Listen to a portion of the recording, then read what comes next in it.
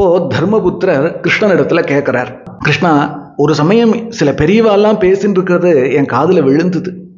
ஏதோ மார்கழி மாசம் வரக்கூடிய ஒரு ஏகாதசி ரொம்ப விசேஷம், அன்றைய தினம் விரதம் இருந்தா மகா பாபங்கள்லாம் நாசமாயிடும் இப்படின்னு பெரியவா ஏதோ சொல்லி கேட்டிருக்கேன் கிருஷ்ணா. அது என்ன விரதம், அது என்னன்னு நமக்கு ஒன்றும் தெரியல, அதை பத்தி கொஞ்சம் சொல்ல அப்படின்னு கேட்கிறார். மார்கசீர்ஷே ஸ்திதே பக்ஷே பவேத் ஏகாதசி துயாம் கிம் நாம கோவிதிஸ்தஸ்யாஹ கோதேவஸ்தத்ர பூஜ்யதே ஏததாச்சஸ்வமே சுவாமின் விஸ்தரேன யதா ததம். கிருஷ்ணா, அந்த மார்கசீர்ஷ மாசம் சுக்லபக்ஷம் வரக்கூடிய ஏகாதசிக்கு என்ன பேர்?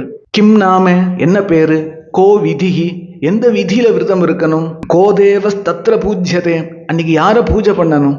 விஸ்தரேன யதாததம் எப்படி இருக்கோ அதை விஸ்தாரமா சொல்லு அப்படின்னு சொல்ல கிருஷ்ணன் சந்தோஷமா அதற்கு பதில் சொல்ற.